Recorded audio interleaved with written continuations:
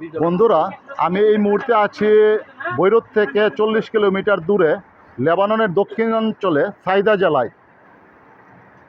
তো বৈরুত থাকতে আমি অনেকটা ভেবেছিলাম যে হয়তো বা সাইদা জেলায়, যেহেতু লেবাননের দক্ষিণাঞ্চলের সমস্যা, সেহেতু সাইদা যে জেলাটি আছে সেটি লেবাননের দক্ষিণাঞ্চলে, সেহেতু আমি মনে করেছিলাম যে হয়তো বা এখানের জীবনযাপন অনেকটা থেমে রয়েছে এই যুদ্ধের কারণে। কিন্তু এখানে এসে দেখলাম অনেকটা চিত্রটা অনেক ভিন্ন। এই মুহূর্তে আপনারা দেখতে পাচ্ছেন যে সাইদা জেলায় মোটামুটি সব কিছু স্বাভাবিকভাবে কিন্তু অবস্থায় আছে এবং এখানে জনজীবন খুবই স্বাভাবিক।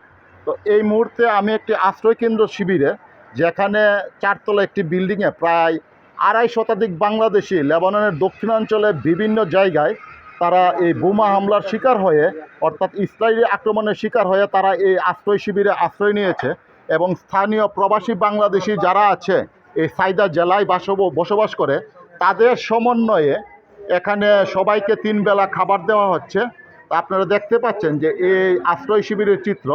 এখানে নারী পুরুষ মিলিয়ে প্রায় 2.5 শতাধিক বাংলাদেশি এখানে অবস্থান করছে। সবাই মোটামুটি অলস সময় কাটাচ্ছে, কারণ এখানে যারা আশ্রয় নিয়েছে তারা যেটা জানিয়েছে যে তারা বোমা হামলার শিকার হয়ে তারা এই আশ্রয় শিবিরে আশ্রয় নিয়েছে।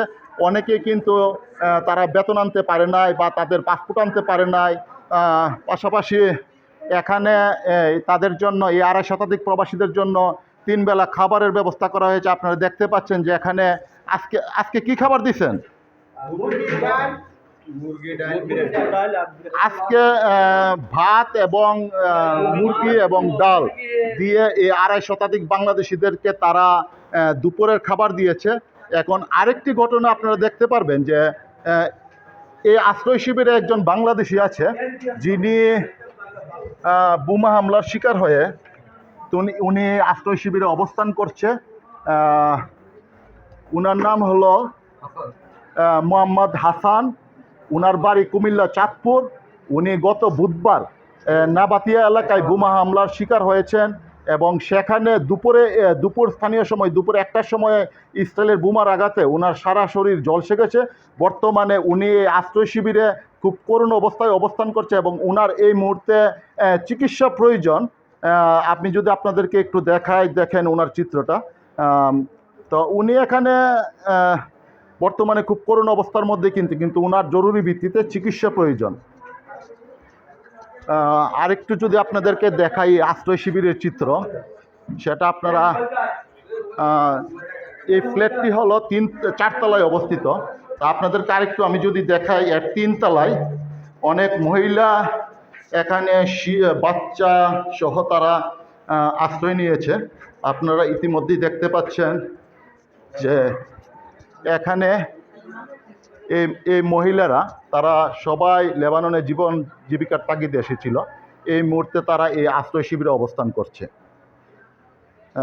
বাংলাদেশি কমিউনিটির সাহায্য নিয়ে তাদেরকে 3 বেলা খাবার সরবরাহ করা হচ্ছে এবং সবাই অপেক্ষা করছে যে কবে এই যুদ্ধ থামবে এবং তারা আবার তাদের স্বস্থানে ফিরত যেতে পারবে যার যার কর্মস্থলে। দেখতে পাচ্ছেন এখানের অনেকটি ফ্ল্যাট রুমে এই 2.5 শতাধিক প্রবাসীদেরকে স্থানীয় কমিউনিটি বাংলাদেশি তারা সাহায্য সহযোগিতা করেছে।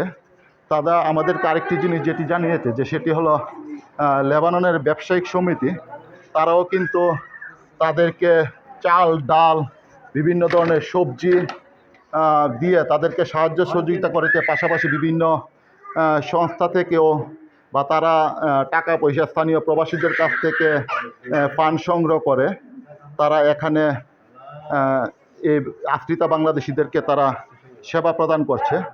আপনারা এখানে দেখতে পাচ্ছেন 2টি শিশু দেখতে পাচ্ছেন। এই হামলার ইসরায়েলের বর্বরতা হামলার শিকার হয়ে তারা এই আশ্রয় শিবিরে অবস্থান করছে।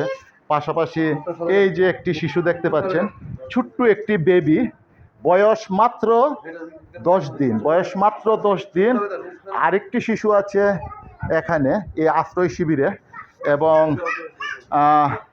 এই ভয়াবহ হামলার মধ্যে তারা এই আশ্রয় শিবিরে, যদিও এটা লেবাননের দক্ষিণাঞ্চলে অবস্থিত, কিন্তু তারপরও তারা স্থানীয় বাংলাদেশিরা জানিয়েছে যে এখানে রিস্ক নাই, কিন্তু তারপরও বলা যায় না যে এই আশ্রয় শিবিরটি কতটুকু নিরাপদ।